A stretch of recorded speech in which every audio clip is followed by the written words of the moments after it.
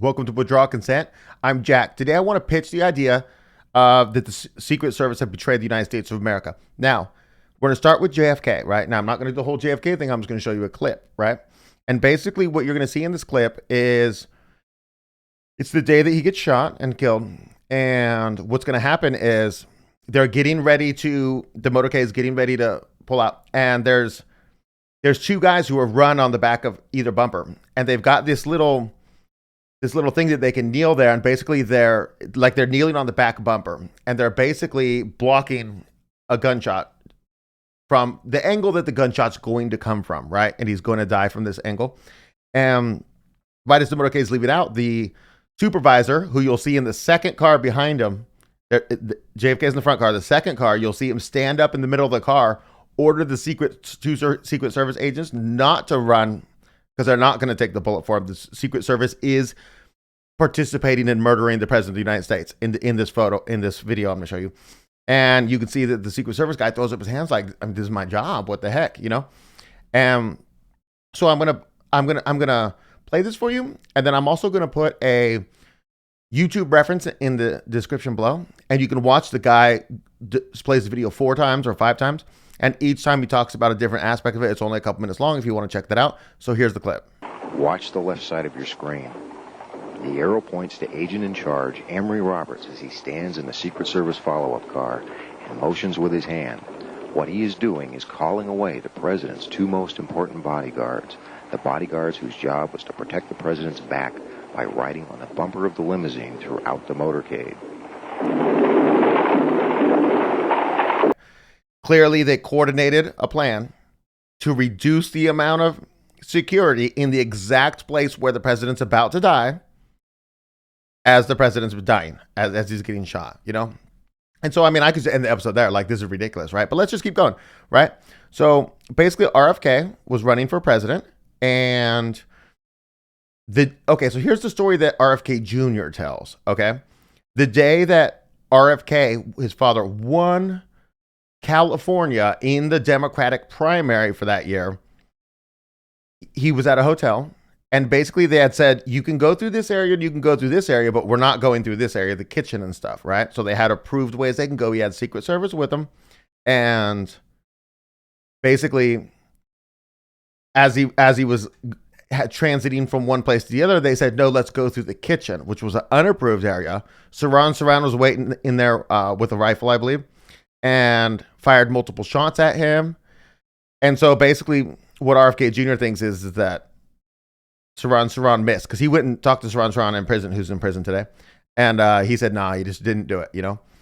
So basically it was the Secret Service did it, shot him in the back, is what it declares to be, because Saran failed, and Saran was part of MK Ultra, and there's a much bigger story there, but we're not talking about that. We're talking about the Secret Service right now.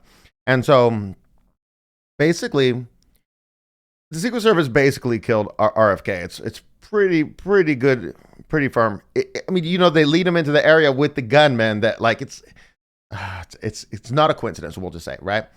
And so that's what happens with RFK. And those 2 people, JFK and RFK, were unlike anybody we have in politics today. I guess we got a couple good guys, like Moore Jr. in the House and stuff like that. But I mean, they were highly unusually good, we'll say. And of course, they got killed for it by the Secret Service. So that happened, you know, and the story I'm telling you about RFK is RFK Jr. telling that story about his father, right? And then when this one story broke, and they were like, man, RFK Jr. is not getting Secret Service. He's got to pay for his own security. I'm like, well, that's pretty good for him, right? Because he's the one guy who knows. Like, I mean, I know, you know now, like if you didn't know before. But this guy knows, right? Yeah, anyways, he's trying to get Secret Service, so that's pretty wild, right? So let's look at RFK Jr., right? So there's an article in The Hill called "Why is Biden Denying Secret Service Protection to RFK Jr., right? And I didn't know this part, but it says, so this takes place on, this article's from November 4th, 2023. And the article says, just last week, an intruder was arrested twice after trying to break into the LA home of Kennedy and his wife, Cheryl Hines, both of whom were inside at the time. With regard to that break-in attempt, where the intruder was arrested, booked, released, and then went right back to the Kennedy home to try and break in again. The Hill headlined his story. Cheryl Hines slams Biden for not providing RFK Jr. security detail. Now, I didn't hear about this incident when it happened, That was last November. But I think it's pretty interesting, right? And then to be denied Secret Service. So let's talk about when you do get Secret Service and when you don't, right? The Secret Service is authorized to protect major presidential and vice presidential candidates and their spouses within 120 days of a general presidential election. The Kennedy campaign has cataloged numerous instances where that protection began 300 plus and even 400 plus days ahead of a general election. So in this situation, it was about little less than a month. So little less than a year. So we're talking 340 days or something. Anyways, right around there.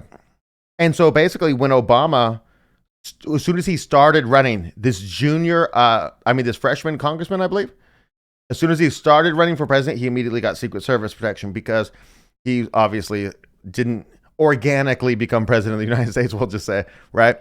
Anyways, so then the reason why I thought of doing this episode was because of the next story. So I'm taking you to a Newsweek article. It's called Robert F. Kennedy Jr. Security Scare as Armed Man Arrested. Now, I don't know if you remember this one, but this is the one where the guy is wearing multiple pistols and stuff like that, and he just looks like a cop. I think he's even got a badge, and he literally breached security, and I think RFK Jr.'s private security found him out.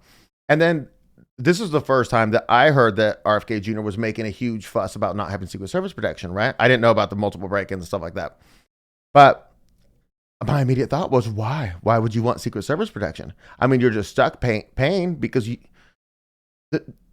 don't want the people protecting you who are the people who are going to do the thing to you, It just doesn't make any sense to me. And this guy knows, anyways. So then basically I'm taking another Newsweek article called RFK Jr. again denied Secret Service protection, threatens legal action. So this one's from April 10th, 2024. And basically he's basically going to try to sue them to get Secret Service protection, which doesn't make any sense to me because the Secret Service is so terrible. So yeah, the thing with Trump just happened. I don't know. I've already seen some conspiracies where Secret Service is moving people around, but more is going to develop. And so I might add a clip on right here. If something shady with the Secret Service comes up. But imagine the Secret Service, its main job is to protect important politicians and stuff like that, right? And if the Secret Service is contributing to killing those same politicians, it reminds me of the Praetorian Guard now that I think about it. Wow, 4 emperors in 4 years. Yeah, wow, just don't do the right thing. Anyways, so, and basically, I hold you responsible if you're going to take a job with the federal government. So if you take a job with the FBI, we'll say, and you're like, I want to be a chemist. And you haven't researched anything about the FBI and you join this criminal organization. I'm sorry, you're culpable, whether you had the intent to or not. It's up to you to go find the article, about the Oklahoma City bombing, where the FBI made the FBI chemists fake. I'm just a chemist, right? No, they made them fake the results, right? And it's your fault for going through. So anyways, when you're ex-military and you're in the FBI or something, you're like, I want to go Secret Service. You're trash. I don't want to name specific famous Rumble people, but these are his coworkers, right? Whether you say he did anything bad, what I'm talking about, right? You're affiliated with a treasonous organization, the Secret Service. That's my pitch. What do you guys think? I'm interested. Did you guys know about this stuff? What do you think? You got better examples? I'll add a clip in if there's more with the Trump stuff. I'm not really sure yet. It's just too early to know, And so anyways, tomorrow I'm going to do an episode on multiculturalism leading to treason. And we're going to talk about the Rosenbergs betraying the United States and being executed. We're going to talk about Morris Chang and the entire Taiwan problem is just because of multiculturalism, the entire conflict. Anyways, we're going to get into that tomorrow and hope to see you there.